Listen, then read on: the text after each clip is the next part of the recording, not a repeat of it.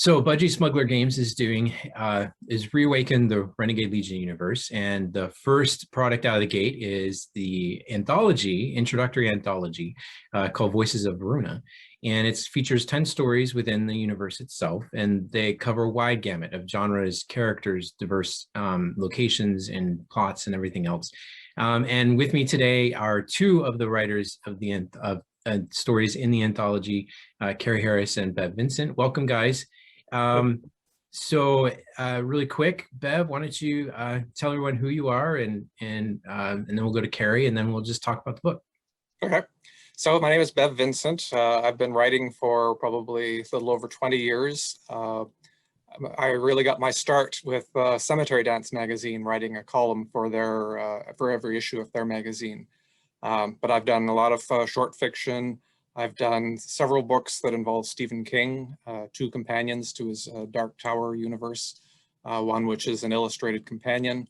And then a couple of years ago, I got the chance to co-edit an anthology with him called Flight or Fright, which was a lot of fun. I continue to work with Cemetery Dance on the News from the Dead Zone thing. I've done a couple of in-world stories. I've done a Doctor Who story and an X-Files story. But this was a different experience for me, and I look forward to talking about it a little bit more. Awesome. Carrie? My name is Carrie Harris. I got my start probably about the same time as Bev. Back when I was in college, I started working for White Wolf on their RPGs, and did a bunch of RPG writing on and off, and started writing novels about 20 years ago, 15 to 20 years ago. And so I do my own original stuff. I also write novels for Marvel. I also do tie-in novels for RPGs and video games, and I'm excited to be here. Awesome. So one of the things that I love about our author mix is that we're like 6 degrees of separation is reduced down to 1 for so many. Like, we're all now 1 degree of separation from Stephen King, which I think most of our writer pool is just absolutely bonkers about. And then, of course, I'm a huge Marvel fan, so being that close to a couple of writers who work within that universe is also kind of googie for me. So when we did the call, so this project is very different, and for me, it's my first one of actually edited a full anthology, which is in its own fun experience. This is also unusual too, because we went from the call to production, call to publication within just over 2 months, which is almost unheard of. And yet in today's tech, it's kind of, not surprising. But when we put the call out with just scant information about the universe, we didn't really expect a huge number of submissions. We thought maybe we'd get about 20. To get over 80 was stupendous. And then the fact that the majority of those, a good high percentage, were so excellent with their story ideas that fit with what we were trying to do. It was really difficult for us to nail down the ones that we picked. And I don't know if you guys know this, but the original anthology was only going to be 6 stories. And we had such a difficult time wrestling with the 6. We ended up taking the risk and going to 10. And I think it worked out beautifully, because we have 10 so differently divergent, yet so uniquely identifying stories that we got. They run the range from action, which Bev's works in that vein, to more metaphysical, philosophical, such as John Peele's. And then I think Sarah Stegall even goes in that. We've got some alien exploration, which works with Gene Rabe. And then, we've got a heist story from Will McDermott. Just all these different types of genres. And the whole idea, and that was actually something that I really wanted for us to do going into reawakening this universe, is that, we've got such a huge amount of star systems plotted out, and they're all actual plots from NASA. We've used NASA coordinates and everything. Matt did an excellent job doing the cartography. They actually use scientific laws to figure out probabilities of viable star systems that would host life, that would have what types of life, species count and things like that. So the immensity of the universe creates an immense number of story opportunities. And that's why we were throwing out all types of genre suggestions to you guys in the pitching process, where we wanted someone who loves romance could read a romance in this universe and still feel connected. Someone who could read a light mystery could still feel connected. Someone who loves, the combat and from the game itself, they would still have that connection. And I think you guys beautifully worked all of that into this first anthology. So let's talk a little bit about your particular stories. Bev, yours is Blaze of Glory. And it's great because we worked it into a mercenary, which I think works really well with this. So tell us about how you came up with the original pitch, the process of it, how you feel about how the story ended up. Let's talk about that. It was a very interesting process because the story did ultimately end up being quite a bit different than the original pitch. The heart of what I conceived is still there, but we sort of workshopped it into different directions. One of the things that from the original call, which had very limited information, but some teasing information that I noticed, was that there were limitations on how quickly people could get from one place to another. And so my concept was to come up with this experimental tech, which would allow renegades to very quickly and very covertly get somewhere else and perhaps do, and it was really originally called sneak attack, to wage a sneak attack against this planet that was on the verge of becoming a new launching point for the Tog Empire. And so, but then the other flip side of it is that this tech was going to go horrendously bad and just leave open this wormhole that would allow, for a very limited amount of time, allow one group to perhaps carry out the attack. And my main character, who's a guy named Sandoval, who originally was a member of a sort of an organized force, but is now the head of a mercenary group. Even though the failure of this original expedition, which basically destroyed an elite attack group, failed, it wasn't his fault, but as the leader of it, he sort of bore the responsibility. And so the blaze of glory from the title comes from the fact that this is sort of a last-ditch effort for him to maybe recover a little bit of dignity and maybe, score a few points against the enemy. But he's got no credible belief that it'll either succeed or that any of them will survive. So it's just like full ditch assault. Let's just do what we can with what little we've got remaining. Yeah. But the interesting thing was, and I don't know if any other writers felt this, from the pitch, once we started delving into the universe, I just very quickly got overwhelmed because you guys have mapped out so much information. Yeah. And, when I did things like X-Files and Doctor Who, I was already pretty aware of all the rules, all the characters, whereas this one, we were really thrown into the deep end and we had to paddle and keep our heads above water. And I think wisely at one point, you guys said, okay, don't get too bogged down in the details. Just go ahead and we'll ask for forgiveness later, which really helped. That helped me reset and then just sort of write the story in the way that I wanted to. And then we were able to hammer out the places where I got off track from, the known universe. Right. And it was interesting too, because, and Carrie's heard this story before, so I've worked in a couple of IPs, game IPs where, and Carrie knows this because she's worked in with White Wolf with RPGs. There's an enormous amount of backstory information that a lot of times never sees the light of day, but it helps us set with a lot of world building. And unfortunately, our developers, Matt and Josh, like to overwrite. So when I asked Matt to give me a draft of the first writer's Bible that we wanted to give to you guys, it was almost 100 pages.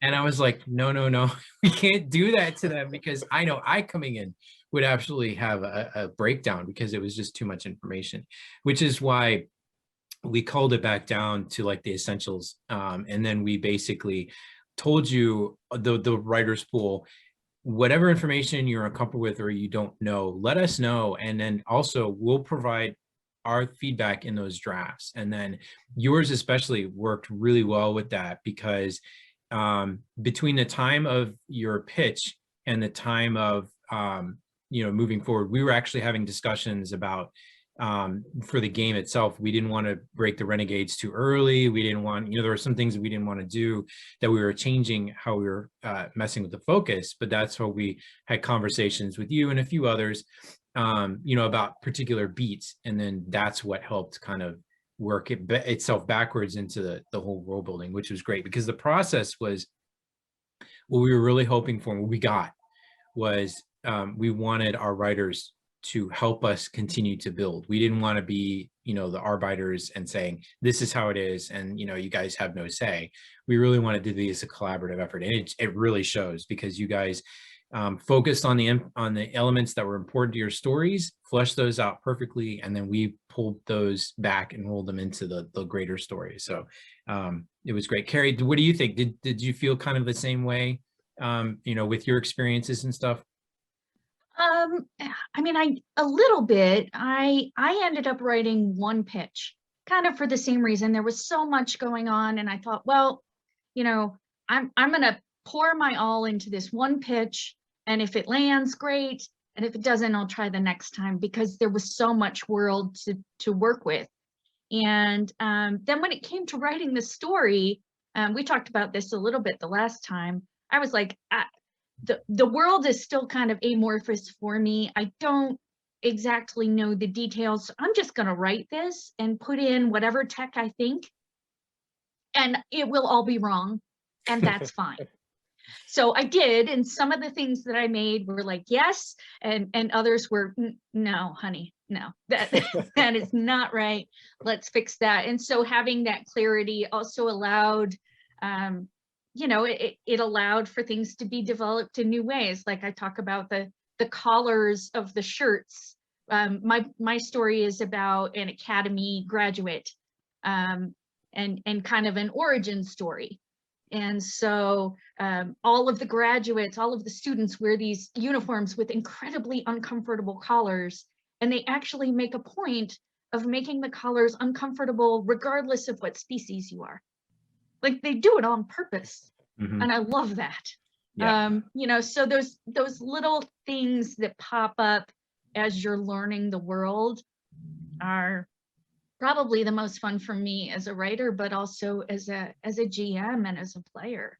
Like, I want to put that into a game. Yeah. You know, And I think play what really stuck out for me, and what I really was trying to emphasize, and you guys picked up on it, is that the drafts I was looking at, I wasn't concerned about any of the setting or technology that you guys were using, because that's easily fixable.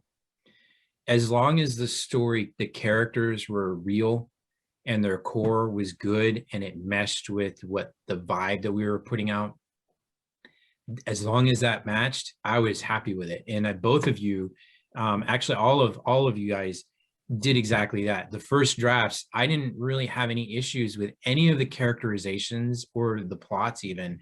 The real niggles came down to just the tech, and that was just mainly helping it fit into the setting. And it fortunately didn't, you know, override anybody's work or have to make any, because that was my biggest concern, is that we would get story backs that would fundamentally need to be completely rewritten. And knowing the short window we had, I didn't want to tell somebody, I'm sorry, we gotta, you know, we're gonna have to rewrite this, because I know just from my experience doing short stories and all that stuff, if you get it wrong, you've got an enormous, and then it's more stress, because then you've got less time to get it back in. But you guys, I was so pleased with just how professionally, and we have such a broad mix of experience too. We have some writers who this is their first short story, you know, being professionally produced. And then you've got you guys, you know, have been around for 20 plus years and working in different industries and have, you know, a good grasp of it. But it was really nice to see everyone kind of come together for that. So. There was a lot of, I mean, my story did evolve quite a bit on rewrites. I don't know how many drafts I did, but the change between the first draft and the final one, there's a lot that went on. I think I made a comment somewhere. We have this Discord area where we all sort of discussed our stories and workshopped them. The first draft, I was really telling myself the story, you know, just getting it down in a narrative form.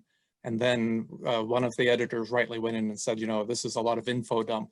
Let's turn this into, you know, a real story. And that was when I went back and I think I took like a 3,500 word story and built it into a 5,000 word story.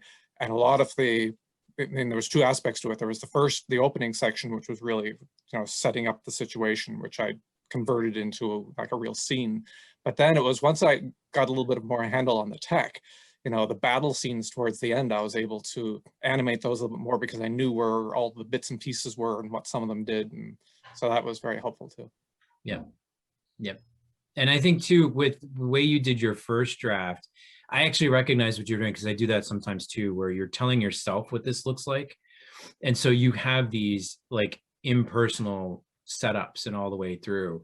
But I also saw where you were going to go with this. So it was very helpful to see your process, your writing process through. So although yours had a lot of revisional changes in it, the core essence of Sandoval and his approach to everything didn't change at all. And I think that's what makes him such a great character, is that throughout all this different iterations that we had for him, he was still who he was at the very beginning. And I think that's what really sold us on why he needed to be included. So.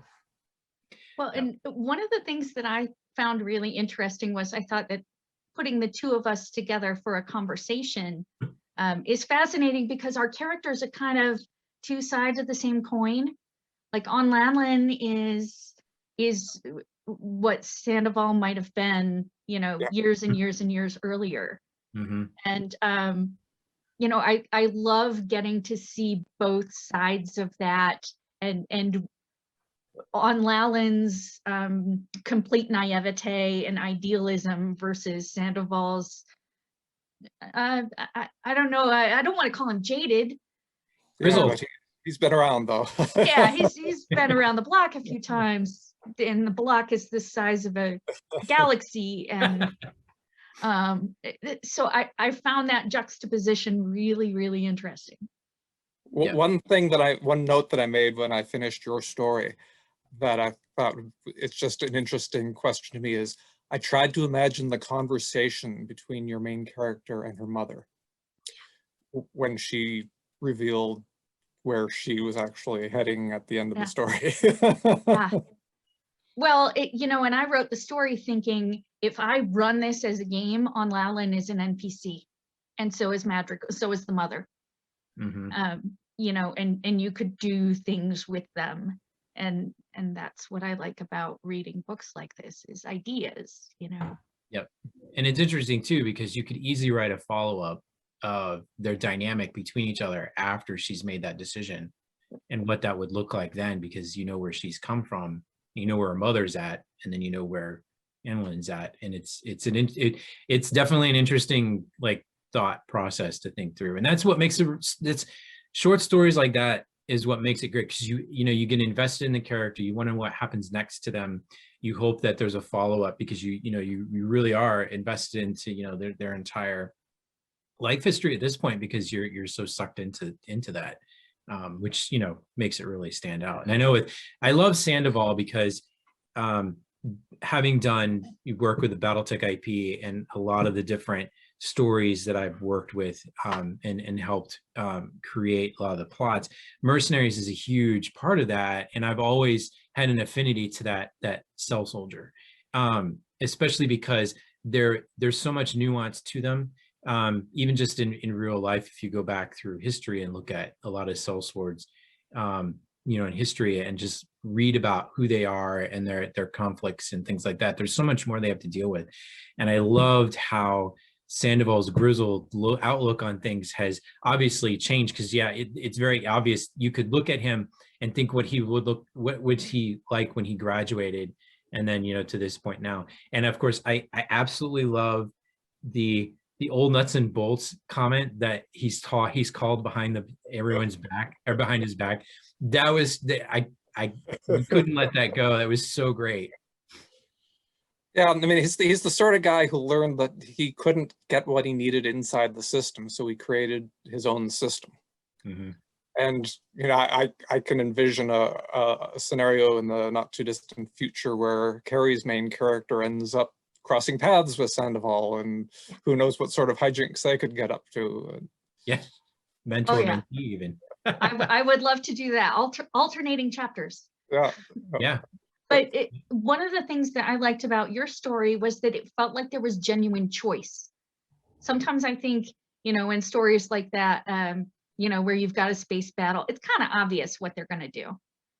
There's one good choice, and then there's all these other choices that feel a little manufactured, because you have to add tension. Whereas none of the choices were good.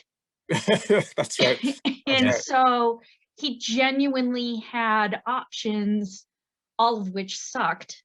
And figuring out what he was going to do, there was tension there, and I really loved that. And the story just sort of, although he had choices, I never felt like I had to deliberate about what was going to happen next. The story, once I got rolling on it, it just happened. Yeah. And being able to add in some of the, the futuristic tech, his ability to implant himself in the middle of the battle without really being there and take part in it, vicariously, when he once was on the battlefield, and he misses that, and he's never been able to actually do that anymore. I think that sort of added a little bit of depth to who he was, missing the action, but knowing that, he's not up to it anymore. His reflexes aren't there, his intuition's maybe not as good. And I think it also speaks well to him as a leader, because he had all these crappy choices to make, and none of the decisions, obviously, like Carrie said, were great. But the fact that his men followed him through anyway and did what he asked. And I think there's an aspect too, I know just for me, even just in common work, when your supervisor or your commander takes an interest and actually works to help you, even in small situations, and the fact that he was able to insert himself in key spots and help his troopers, even on a personal, crew level, I think that speaks well of him as well. And it really, all this works in the back of your mind to really kind of elevate him as a conscientious, yet grizzled and tired, but very much invested in his people. And I think that really makes him stand out even more. So like the end, you're like, he's got a long road back, but man, we hope he makes it, because he's a great command. I want to serve under him. One of the interesting things I found about some of the stories was that they took things which are very familiar to us in the 21st century and reimagined them. So Carrie opens her story with something that many of us have been through, a graduation ceremony. It's the point where you step out from a fairly protected environment, an insular one where, there's lots of people looking after you, and then on your first step into freedom, where you've got some choice perhaps about what happens next. Not complete choice, as your character finds out, because she doesn't quite get the slight that she wanted to, but the whole graduation ceremony pictured 7,500 years in the future. How different would that be, but how similar things would still be even after how much that time had passed too. Mm-hmm. Yeah, we wanted to make sure that, obviously in any type of sci-fi, you want to have some grounding and familiarity so that you're not spending so much brain power trying to imagine everything about the character and everything else. And so there's a fine line that you have to walk between introducing new concepts and characters and thinking, and yet still keeping that same familiarity. And I really appreciated that graduation scene. You don't see a whole lot in a lot of different work, unless it's like an animated or a comic book, because that's easy to spread out. But you really got to feel, and Carrie, when you first, the first few paragraphs, you could feel that participant, her in and I was even thinking back to my own graduation, which was pretty dull, from college. It was just, I stood in a line with a lot of the other recipients, and, it was just, waiting because I wanted to get past and, go to the dinner my parents were setting up. So, that whole, you're still thinking about that callback to what that felt like. So that was great. So, and then the delayed gratification of the story is that she refuses to find her assignment until she can do it later. Yeah, because everybody else around her is ripping open their papers and finding what they're getting, and so and the sort of mysterious message she gets during the ceremony, what does that mean? And then she's still able to hold on to preserving that moment so she can do it with her mother. And then what happens, and it's like Well, and it's anticlimax after anticlimax, where, and that's what I remember feeling like when I graduated. Like this was supposed to be a big thing, and like Ben said, you're just standing in a line, and that's it. And now I'm an adult. What the bleep just happened? And you know, that was a long time ago, but I still remember. Just, you know, you feel like something should have changed, and it hasn't. And Yeah. so you know, I like that slice of life that you don't necessarily see in sci-fi, because we take those things for granted as having happened. Yeah.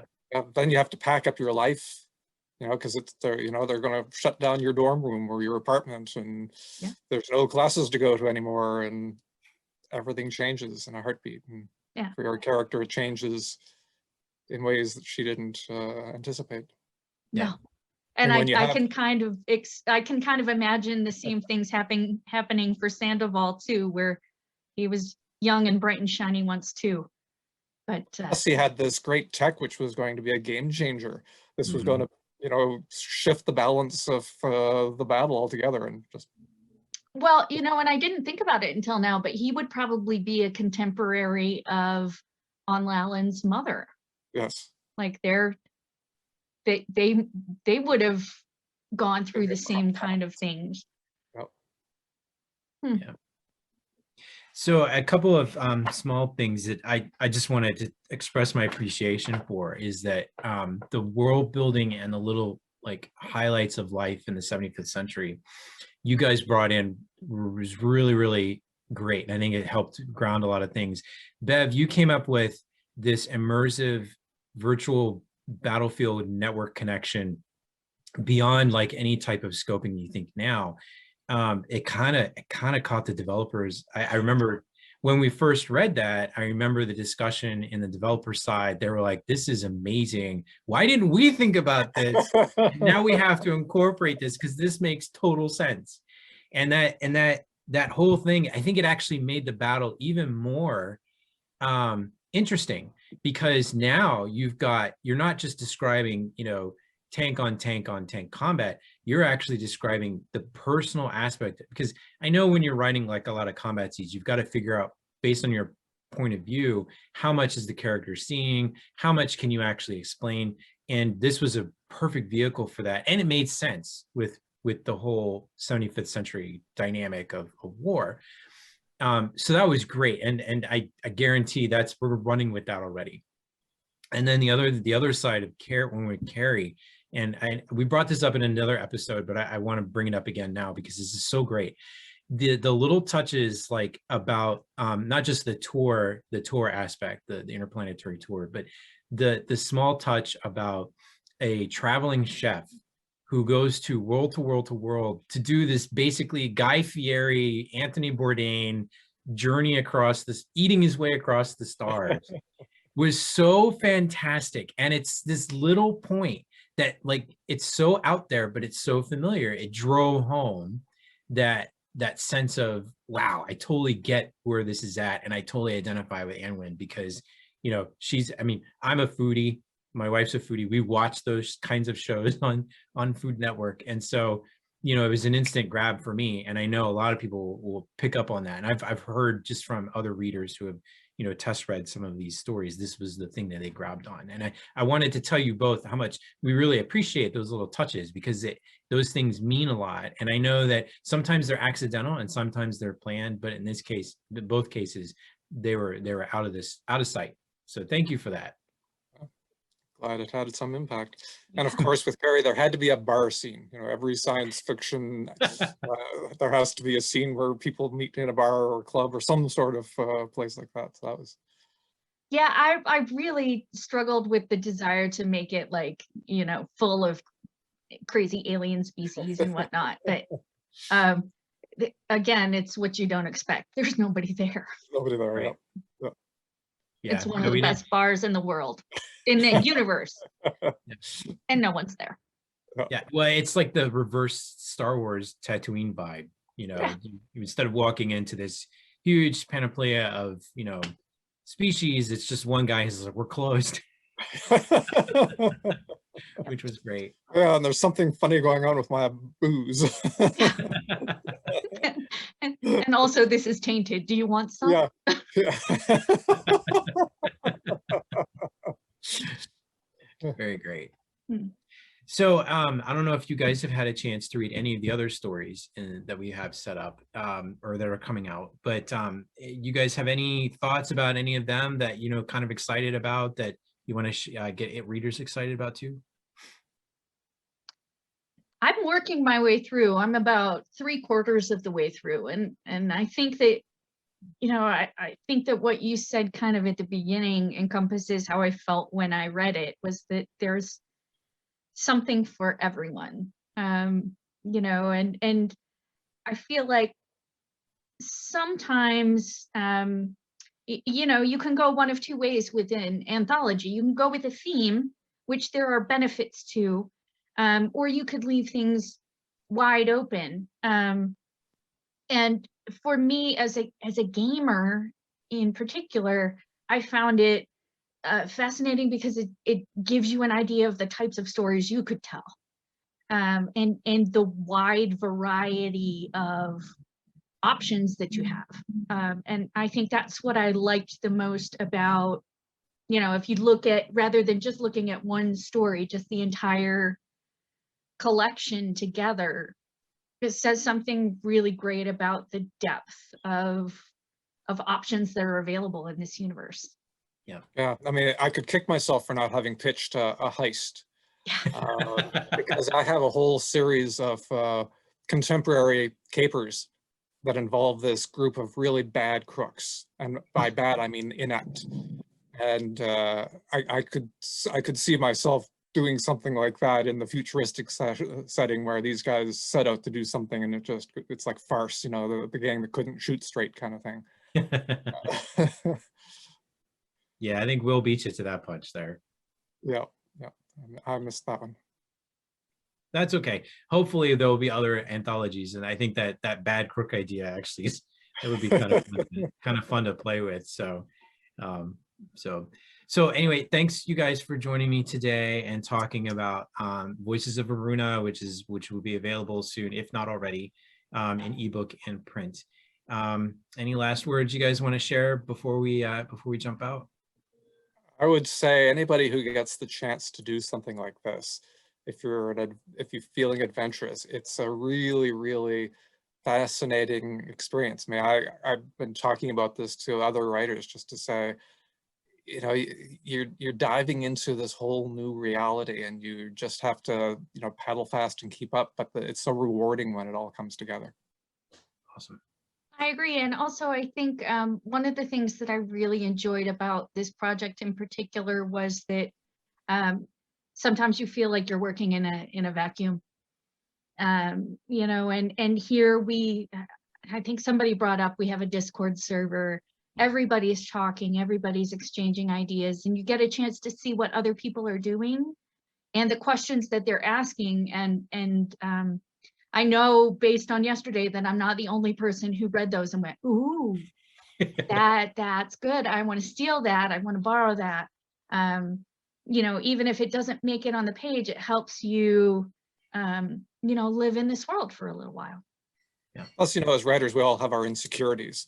Yeah. And we really laid them bare on this Discord channel to say, you know, I'm feeling like I can't get a handle on this. And there were always immediately at least 3 people who would leap in, sometimes just with a single sentence, sometimes with a 10-page document to help you solve whatever problems you were having at the time. Yeah, we're really excited with the core of both just the 9 of you who are in this first anthology, and then also we've got I think 7 additional authors who are itching to get their stories ready for the second anthology. So between all of you guys, it's been a fascinating and awesome experience. I've worked in different writer pools, and this is by far one of the most congenial and fun ones to be with. So I'm hoping, and I'm sure fans and new fans of the series will hope that you guys stick around and help make your stamp and your mark on the universe too. And you know, we look forward to more stories from you both. So thanks a lot, and we'll catch you later. Thanks. Okay.